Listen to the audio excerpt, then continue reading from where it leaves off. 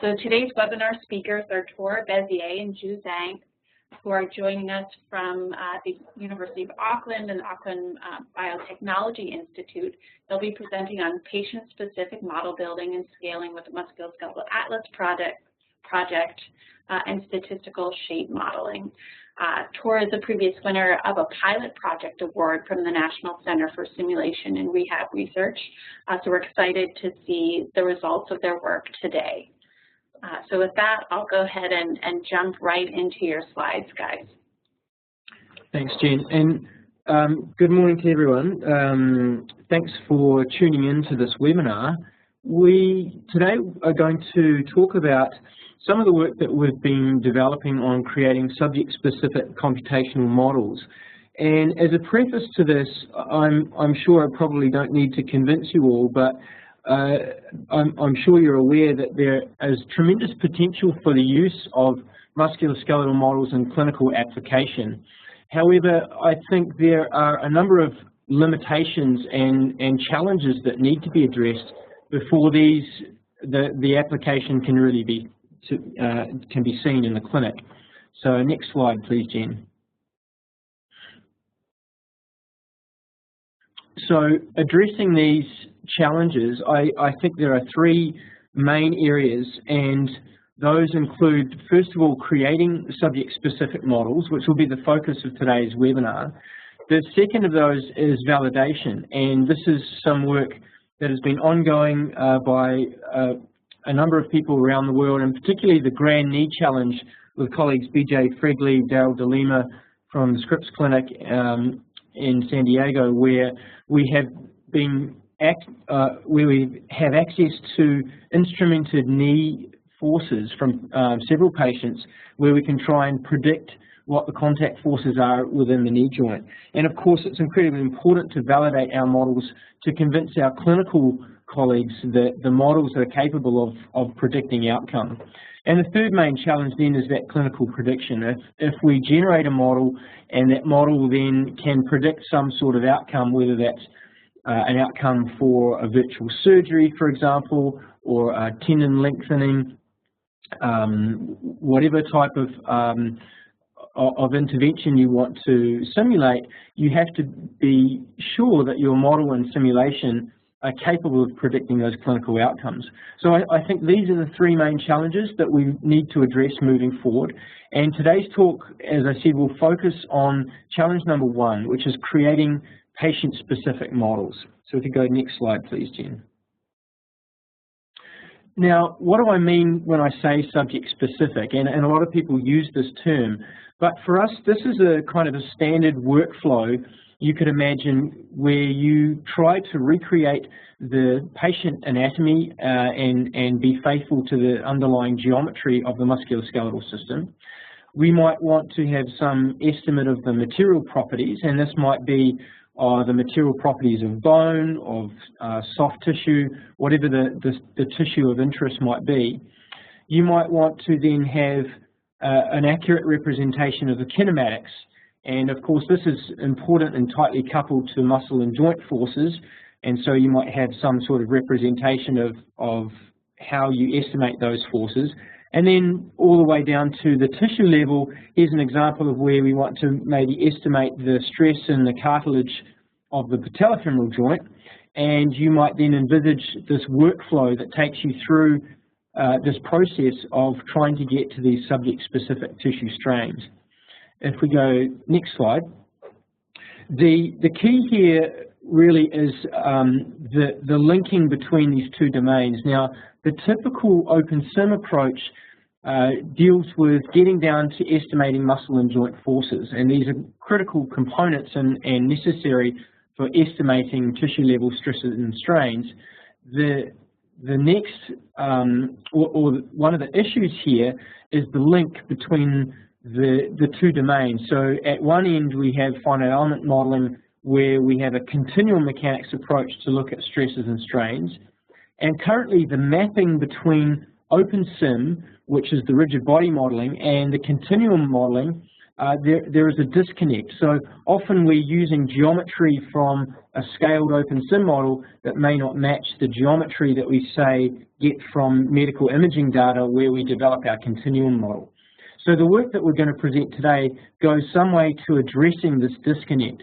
And we're going to focus on building subject-specific bone geometry to best match sparse motion capture data and imaging data.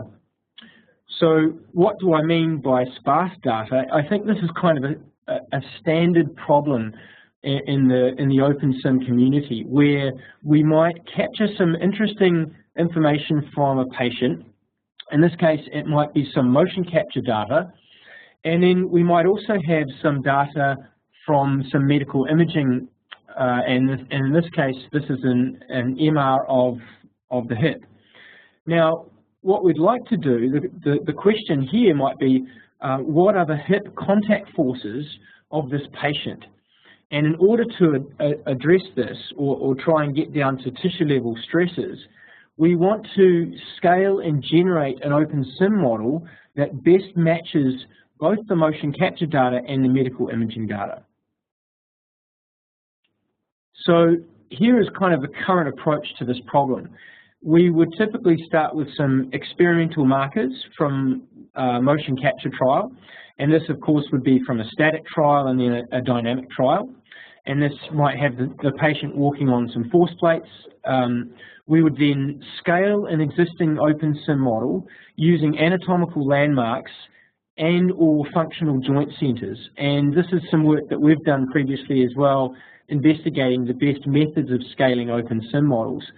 There's often a difficulty in identifying anatomical landmarks, and of course there's a challenge in addressing or identifying the axes of rotation as well as the joint centers of an underlying musculoskeletal model. However, once we've performed the scaling, we might then have a process where we perform inverse kinematics or IK. We might then do inverse dynamics, ID, and then in this example we're using a new toolbox called Cinemas. This is calibrated EMG-informed neuromusculoskeletal modeling, and if you don't know much about Cinemas, you can find out more on SimTK about that. So this is an EMG-informed method to then estimate the kinematics, the kinetics, and the muscle forces. Now, after you estimate the muscle forces, you might then be interested in how those forces are then distributed across the hip joint, and you might then go to some work that Luca Modenese and colleagues have done, where you might then try and estimate what the vectors are of the different muscle forces across the joint, and then sum those up to find out what the hip contact forces are. So this is using Luca's muscle force direction plugin. Again, you can find this on SimTK and see what that does. Now, at the other end, we have some data that represents the geometry of the pelvis. So we might segment those MR, and we might generate a point cloud of data, and that point cloud then we could then fit a finite element mesh to, and then we might use another tool such as FEBio, which is another free and open source tool, and we would assign forces and boundary conditions from our OpenSim model to overlay or match our finite element model. And as you can see with this workflow, we have geometry from two different sources here, and we're kind of matching it in the middle to try and estimate the forces. And of course, once we have these forces in our finite element model, we could solve a contact problem here in FEBio and look at, say, the pressure or stress distributions in the cartilage. So this is kind of a current approach to the problem. What we're proposing today is a slightly different approach. And it's an approach that makes the most of the data set that we have available to begin with. So again, we have motion capture data, we have some segmented MRs from of our pelvis, and this time what's different is that we start with a population model of lower limb bones.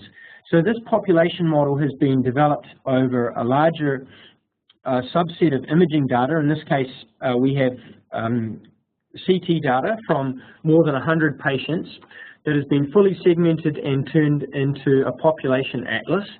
And what we do is we interrogate that atlas and we say, find the best possible match with this atlas to suit our experimental data. And so the way this works is we use a process called principal component analysis to interrogate the differences in the geometry of the bones, and then we can adjust the weightings of this principal component analysis to adjust the bones to best match mental data. And so in doing that, we guarantee a consistent or physiologically reasonable set of bones. And so what we'll do in the rest of this webinar is actually take you through a couple of processes and show you how we've done this within the Musculoskeletal Atlas project. So first of all, we'll talk a little bit about the framework of the Musculoskeletal Atlas project, or MAP for short, as well as our client-side application, the MAP client. We'll talk a little bit about shape modeling, and then we'll cut to two examples where we can scale a hip joint using motion capture data, and then show an example that I've just shown you here where we can scale an entire lower limb to match some medical imaging data as well as some motion capture data. We'll finish up with some discussion about what do we do with muscle and joint parameters, and then discuss limitations and some community engagement. So first of all, the Musculoskeletal Atlas project was developed, as Jen said, is initially from a pilot project from NCSRR. And our initial aim here was to provide the biomechanics community with a tool to rapidly generate subject-specific musculoskeletal models for computational modeling. Now, the framework of the Musculoskeletal Atlas project is summarized as having three main components, and the first of these components is a client. So this is a desktop application, and if we go next slide please, Jen. The desktop application is capable of taking in imaging and functional data. That could be CT, MR, motion capture data, and that data can be stored in a repository which we call the MAP database. Now that repository could have statistical models within it, it could have copies of your models, experimental data, and on top of that we can then query that database with a tool to interrogate what kind of differences or population statistics there are within this database. So from a bigger picture here, what we'd really like to do is have a tool to enable the community to share data, to share imaging and functional data, as well as models that are derived from those data. And at the end of it, from the client, what we'd like to do then is be agnostic to the type of model or tool that you would use, whether it's NMS Physiome, if you're using these tools that are generated already, NMS Builder, for example, to alter OpenSim models, or whether you want to use FEBio for doing simulations. We want to be agnostic to that. So we're essentially generating geometries that can be used in all these different platforms. So just briefly to talk about scaling methods, for those who are not familiar so much, OpenSim uses a generic model and then scales this model linearly to fit some anatomical landmarks. So you could imagine it's quite important to have those anatomical landmarks correctly identified. One of the issues is with this linear scaling is that you may not be able to represent the nonlinear changes in the underlying geometry. Now, there's several groups around the world who have gone to some effort to get around this, and some work from my colleague here at the Auckland Bioengineering Institute, Justin Fernandez, which was published in 2004, used a method called freeform deformation or host mesh fitting to enable many more degrees of freedom of the mesh to be altered to match some experimental data. And the group from Anybody have used a similar method using radial basis functions to perform nonlinear scaling of bones to match experimental data. The only difficulty or challenge with this approach is that you're not guaranteed that the geometry that you scale will be indicative of the underlying geometry. And in fact, you can get some non-physiological scaling and deformations of the bones if you use these methods. So you have to be very careful about how you apply these scaling methods. So another approach is to use statistical shape models to efficiently capture the variation across a population. So here what we have are a segmented population of femur bones, and these come from CT images. So we've not only captured the variation in the shape, but we're also capturing, and it's shown in the color here, the variation in cortical thickness. And what you can do is you can use some data reduction methods. Here we've used principal component analysis to reduce the complicated geometry here down to some principal components.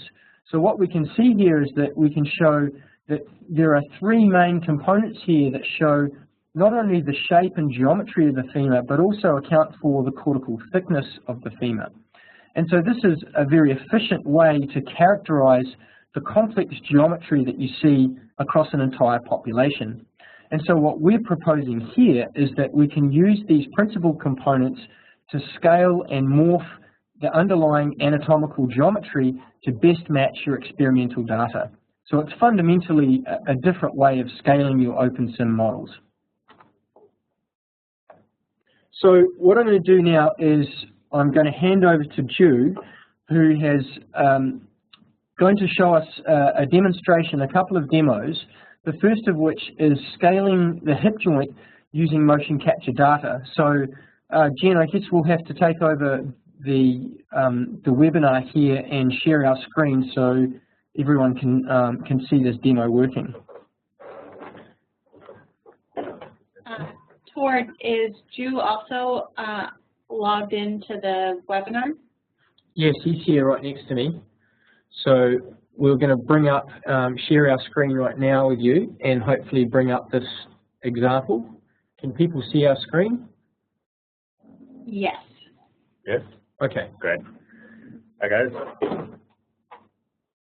Yeah.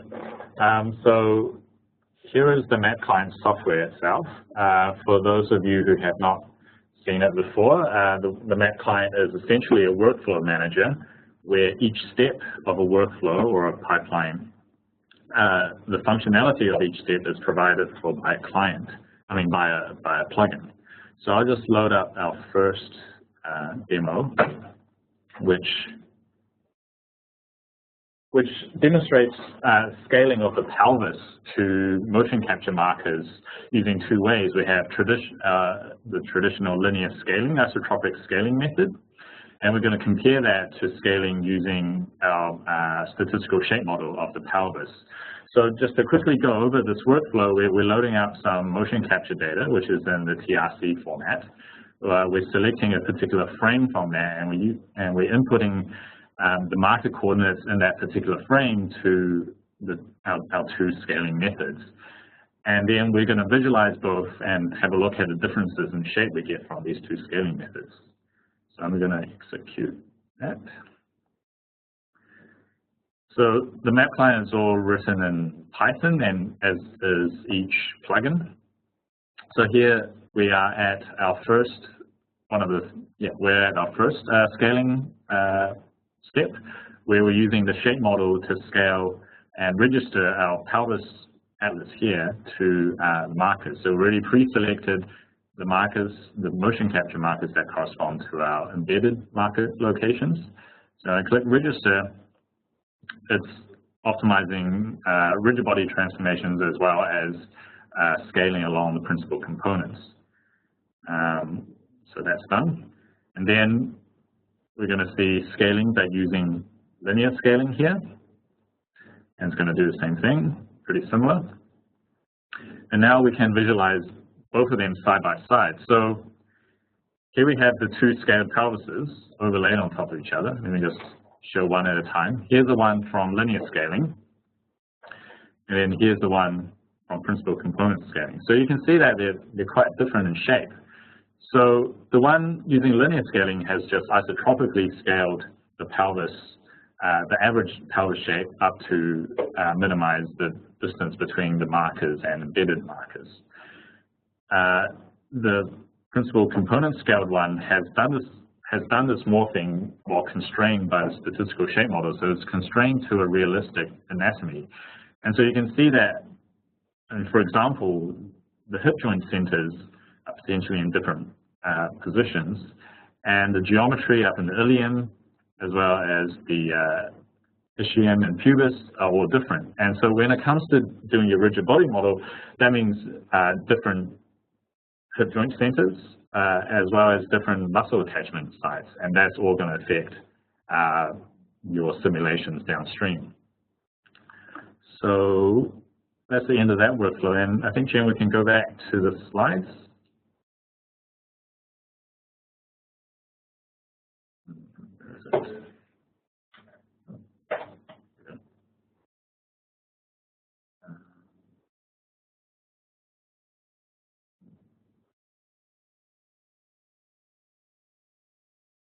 Have you got the slides there, Jen? We just want to show a few results from this simulation.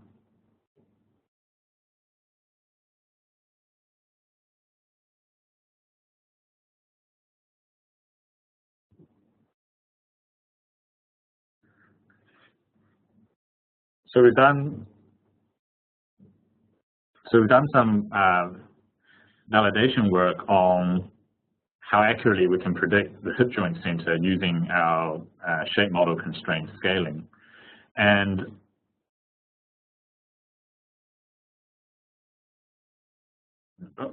as you can see here, that we're getting around about 4 millimeters error between our ground truth, which is the segmented geometry, and the registered geometry, compared to about 5 or 6 millimeters using linear scaling. And just to give you some context, using your classic regression methods like Bowles or Seidel's method, they get around about sort of 8 to 10 or more in terms of error, depending on the regression coefficients, whether you're getting it out of literature or training it on a specific population. So that example gave you a quick demo of what the map client looks like, and a demonstration of how a shape model constraint scaling can improve the accuracy of your models. So I think we can go on to the next slide. So the second example, we're going to go a bit further. So instead of just scaling the pelvis, we're going to scale the pelvis plus the left femur, tibia, fibula, and patella. And this is using an articulated shape model of the left lower limb. So this shape model has 6 degrees of freedom on the pelvis for rotation and translation, as well as 3 axes of rotation in the hip joint, and 2 axes of rotation in the knee, as well as, arbitrary number of degrees of freedom for adjusting the shape of all the bones together. Now, this shape model was trained with all bones together, so that means when we adjust the shape of this left lower limb, all the bones, the shape of all the bones are sort of correlated with each other, and so you won't get a very large femur compared to a disproportionately small tibia, for example. So I think if we go on the next slide. So I think first we'll jump back to our demo, if that's all right.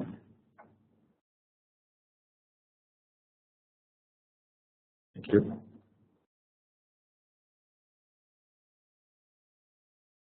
Okay. So we're going to load up our second demo. And so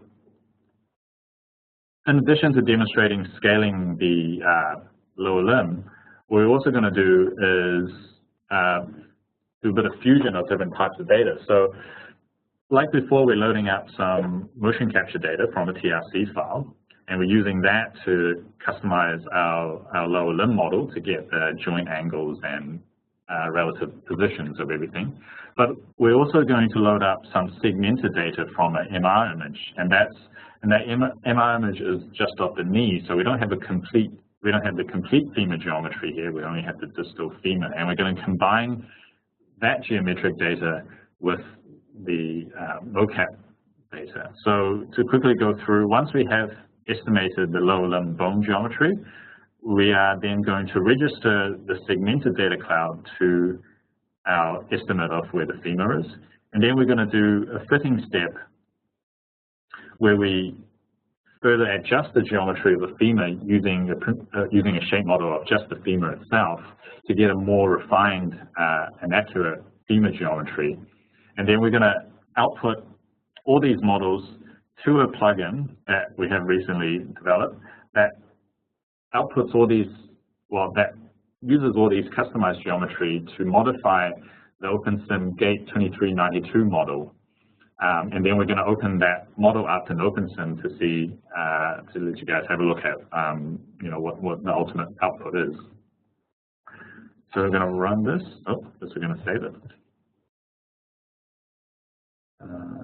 One thing I'm going to do is I'm going to output the joint angles from our plugin into the OpenSim model. So save.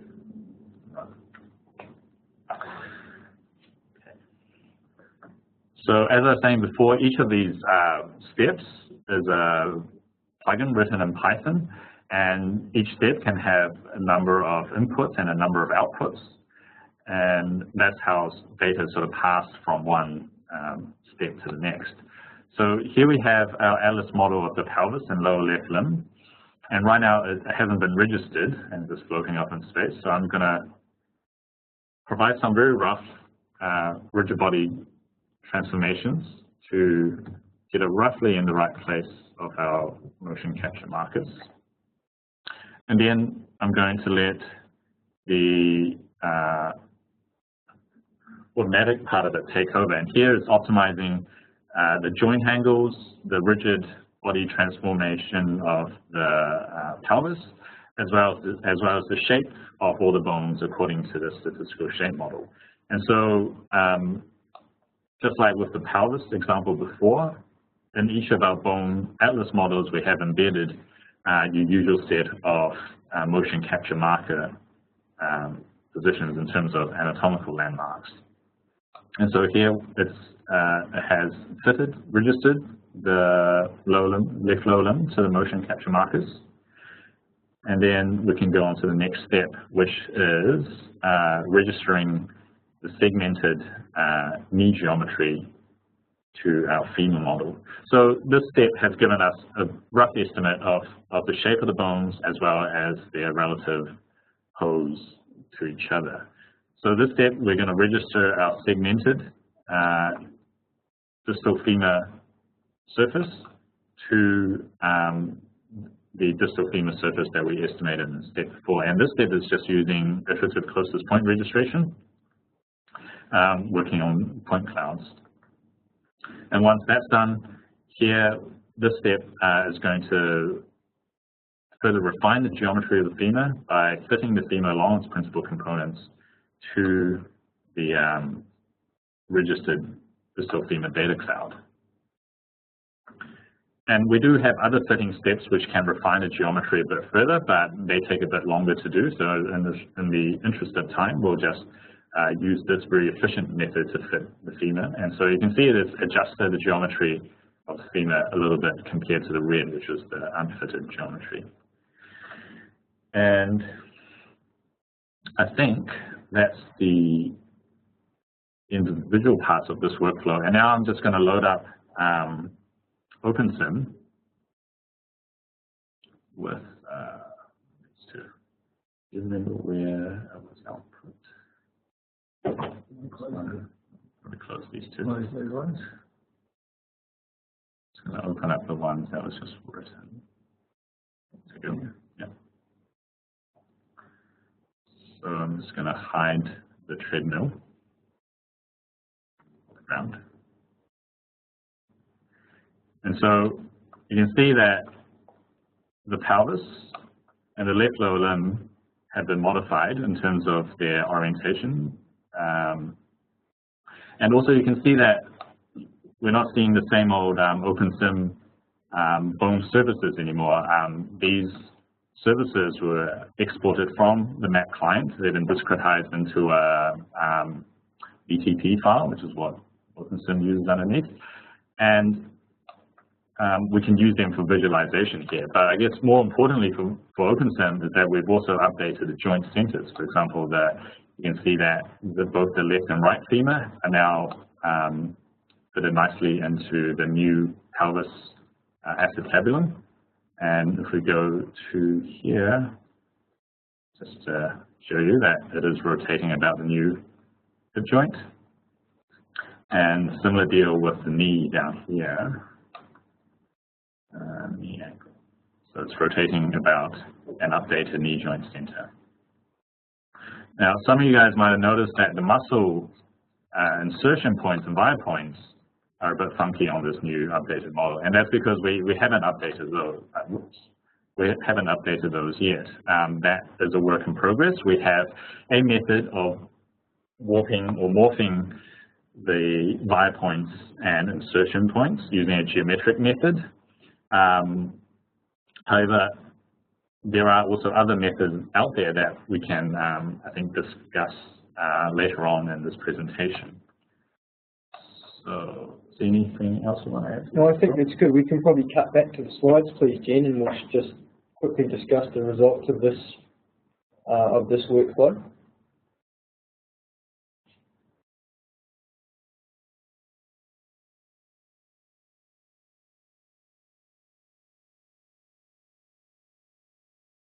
Thank you. So just a bit of validation on our lower limb scaling. Here is some work we presented at CNDDE last year, and we validated our estimated, our shape model estimated lower limb geometry to the segmented ground truth, and also compared our estimation to estimation just using linear scaling like before. And we can see that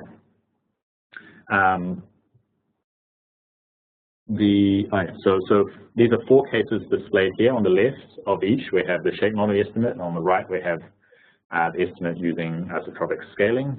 And the errors that we get using our method is around about 4.5 millimeters RMS over the whole surface, which is significantly improved compared to the isotropic scaling. And it's also much more robust. We have fewer degrees of freedom that we need to adjust using our shape model. And this slide just shows another validation test we did, looking at how accurately we can estimate the geometry of just the femur using some anatomical landmarks, which is the femoral head center and the medial lateral epicondyles. And so using our shape model and just these 3 anatomical landmarks, and also I think here we're using some partial segmented data, we can get very accurate surface predictions to around about under 2 millimeters using proximal segmented data and under 5 millimeters using distal segmented data. And so this is something that you can do with the shape models, and that it constrains your geometry to something realistic, and so that even if you have very sparse data, you can get a good approximation of your geometry. So next slide. So as we said before, we are currently not exporting, we're currently not updating the muscle insertion and via points in the GATE 2392 model. However, we are most of the way there, I believe. So in addition to the anatomical landmarks that are embedded in our ATLAS models, we also have muscle attachment regions embedded in our models, and that's shown on the figure to the left. So we digitized the muscle attachment regions from a SOMSO model, and we projected them onto our bone meshes.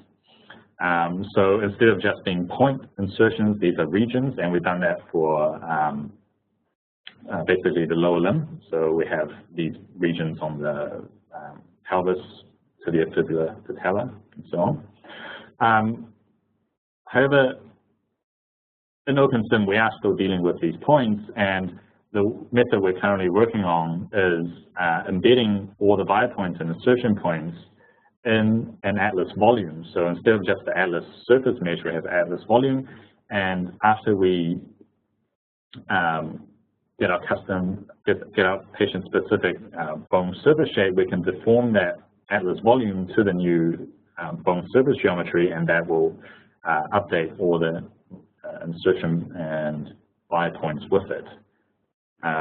So this method is similar, I think, to the Anybody method. However, in talking with colleagues, there are other methods of calculating the new buy point and insertion point coordinates, and that's something that we would like to engage the community over. Next slide, please. So, Tor, do you want to take it? Yeah, so I mean, just a few points for discussion really here, and then we can open it up to receiving some questions. But one of the key things also in generating subject-specific models is trying to capture what complicated joints might look like for each individual. So the knee is a good example where we have complicated rolling, gliding, sliding motion. You might have the need to characterize a varus or valgus knee posture. And right now, to do that in OpenSim is quite difficult, can be tricky or a challenge. What we'd like to do is embed this capability and use the mobilizer features within OpenSim to generate subject-specific complicated joints. So one approach that we've been looking at is actually exporting our geometry to a finite element package and then performing contact simulations in finite element code, and then bringing back the 6 degrees of freedom, for example, and embedding that into OpenSim, so you can have subject-specific complicated joint motion. The other issues that we will need to address moving forward are scaling muscle tendon parameters. Of course, it's incredibly important to get this right. If you don't have the correct fiber length to tendon slack length ratio, for example, your muscles won't be operating on the correct part of the force length curve. And when we adjust our geometry, we're also inherently adjusting the muscle tendon length. So we need to then incorporate the muscle tendon scaling as part of this tool. The other thing that is kind of tantalizingly close is the ability to capture body segment parameters. So here I'm talking about the mass, the center of mass, and the moments of inertia of each of the segments. Now we've also, as part of our CT data set where we've developed these shape models, we can also get the outer layer of the skin and the muscles. And so we could have potentially volumetric representation of skin and muscle, and then of course you could integrate over the volume with some known density of these different materials and actually get subject-specific body segment parameters, which would be a very useful addition as well to the OpenSim model. And then the last point here, some of you might have noticed that there are no feet in our lower limb models. That's a work in progress. We have a data set of feet that we're segmenting and creating shape models for, so that will come. We are also interested in collecting other body parts, so this is kind of a call out to the community really. If you have segmented data sets that you're willing to share with the community, we'd love to talk to you, because then we could put these into our frameworks and create scaling tools then for, say, the upper limb, which we haven't yet done. So I guess that we'll leave with the slide, asking people how they can contribute. Right now, you could go onto GitHub and download the map client. You could start developing your own plugins in Python. Of course, it's nice because it's cross-platform, it's free and open source. So we're anticipating the community can get involved with relatively little overhead. The other thing, as I mentioned just before, is the ability to collaborate and grow our model repository. So if you have segmented data of muscles, bones, different components in the musculoskeletal system, we would love to include those in our repository so that others can build on top of that. And finally, the call, and Ju made this comment too, that we have an easy-to-use plugin architecture within the map client. So if you want to generate your own models or start extending our work, we would be very happy and open for that to occur. and then you can create your own plugins. So just the final slide before we conclude here, we'd like to acknowledge a few people, particularly John Clement and David Thomas from the University of Melbourne and the Victorian Institute of Forensic Medicine, where we have obtained our CT data for generating the population models that Ju has shown.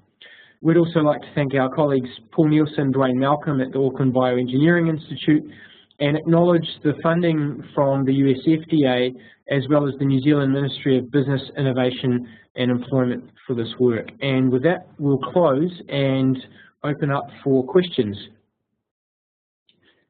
All right, thanks Tor and Ju for the great talk and demo. Now we can move to the Q&A session. So all of us will address questions that are text-based via WebEx's Q&A panel. So find the Q&A panel, type in your question, and just make sure you select to ask all panelists. So with that, let me see if there are questions that have come in, and it looks like there is one already from Michelle Audette. And the question is the muscle, fat, and skin envelope used to estimate kinetics?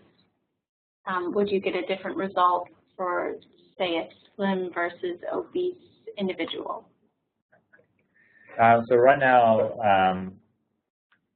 soft tissue isn't involved in the estimation of the position and shape of the bones. I think the biggest issue that would come into play with varying amounts of soft tissue is the marker placement.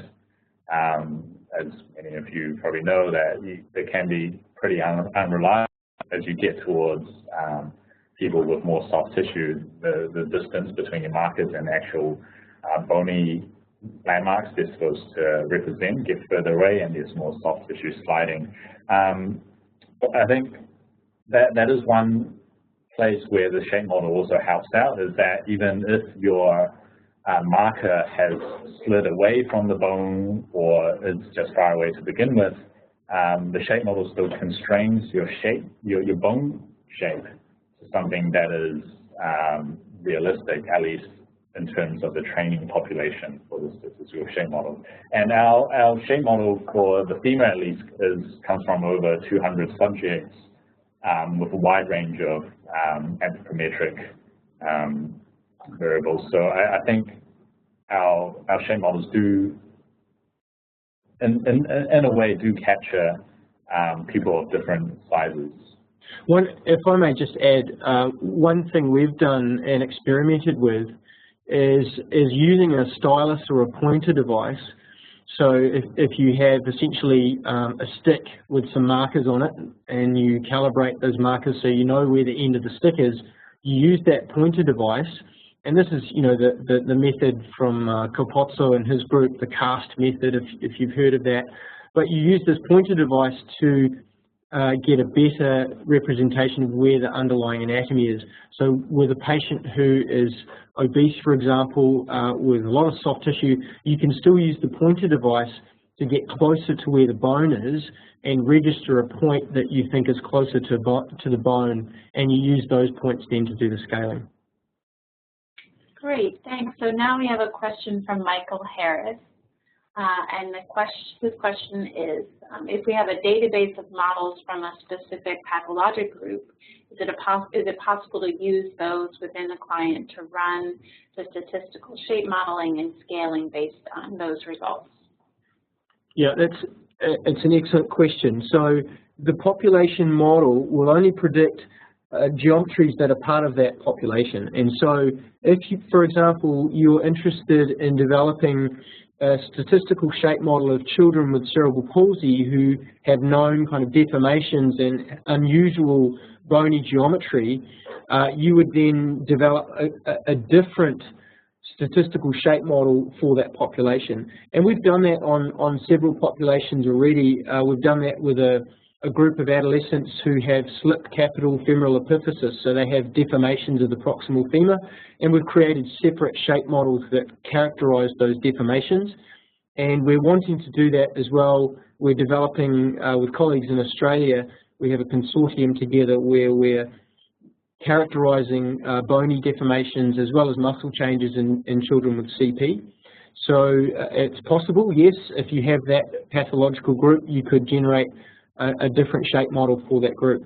I don't know, Drew, if you want to comment on that as well. Yeah, so I mean, here at ABI, we have software pipelines that if you do have the geometric data for a specific population, we can quickly generate a statistical shape model that then can be plugged into one of the Map client workflows that we just shown. So, for example, the steps, the plugins that do the fitting, they take as input a statistical shape model. So the general method for doing the fitting is general. So, I mean, yeah, if you do have the data, we can quickly generate the shape model, and then that can be used in Map client workflows.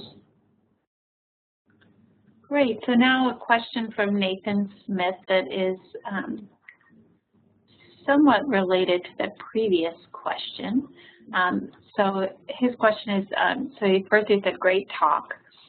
You mentioned the possibility of including soft tissues in the statistical model in the future. How far off might this be, since inertial properties of segments obviously have a huge effect on inverse dynamics results?